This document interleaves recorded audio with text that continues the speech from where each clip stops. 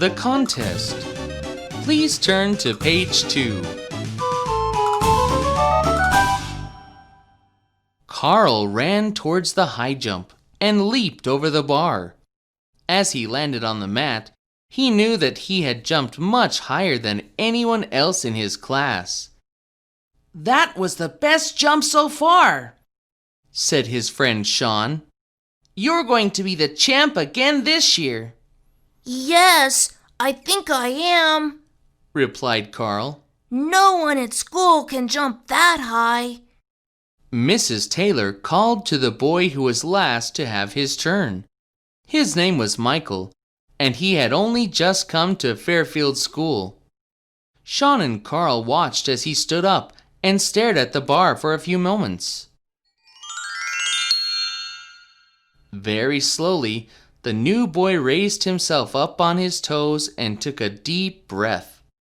Then he approached the bar with several long strides and leaped over it easily. "Wow!" said Sean. "Did you see that, Carl?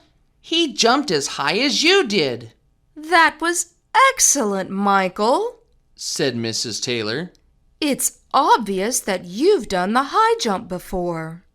Michael grinned. "I was the champ at my last school," he replied. Carl began to feel worried.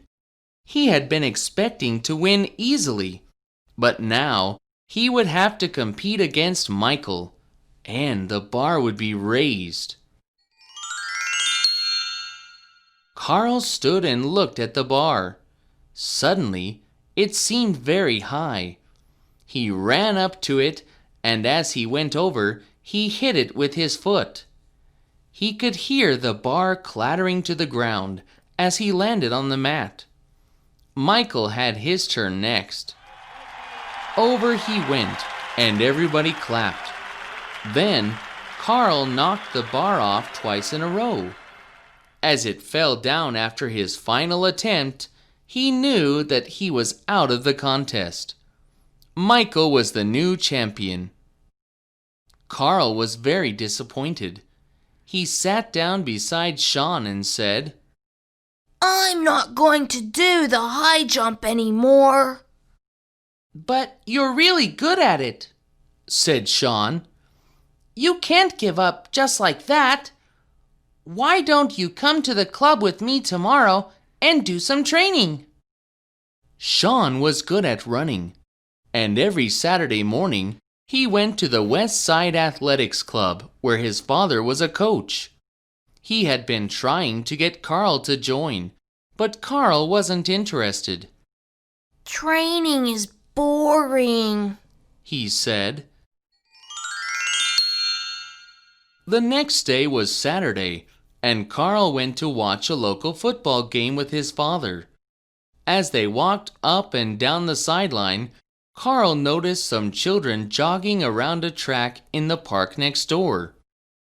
He wandered over to have a closer look and realized that one of the children was Sean. "Hi, Sean," he shouted. "What are you doing?" "This is the West Side Athletics Club," answered Sean. "Why don't you come and have a look around?" "Okay," said Carl. "I'll just tell Dad where I'm going."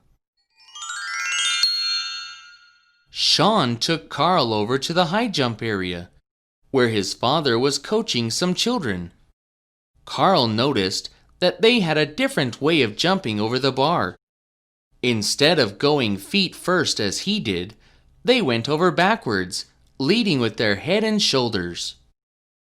Carl asked Sean's father to teach him how to do this style of jumping, and then he practiced with the other children. Carl soon realized that he was able to jump much higher than before, and he began to enjoy himself. The following week, Carl joined the West Side Athletics Club, and every Saturday he trained with the other children. By the end of the season, Carl was the best high jumper in his age group, and he was looking forward to the annual contest with the East Side Athletics Club. On the day of the contest, everyone went to welcome the East Side children. As Carl watched them coming through the gate, he groaned. Look who's here, He said to Sean. It's Michael, Said Sean.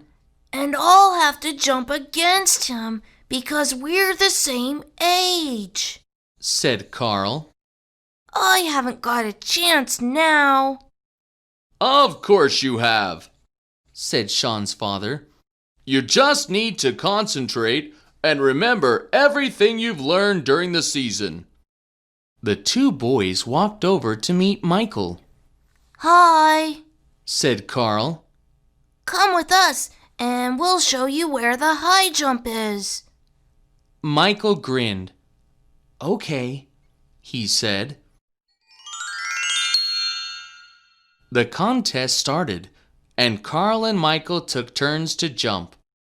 After a while, Carl realized that he was jumping as well as Michael, and he began to grow more confident. Then, Michael failed 2 jumps in a row, and on his final attempt, the bar wobbled and fell down after him. This is my chance now. Said Carl to himself. I only have to clear this height and I've won. But he knew that the bar was higher than he had ever jumped before. Carl took a deep breath and began his run-up. He leaped high into the air, but as he went over, he felt his heel touch the bar. He landed on the mat and turned to look back. The bar was shuddering. Carl sat very still, staring at it. For several moments, the bar looked as if it might fall. Then, it slowly stopped moving and stayed where it was. Everyone cheered, and Carl leaped off the mat with his hands in the air. He had won the contest.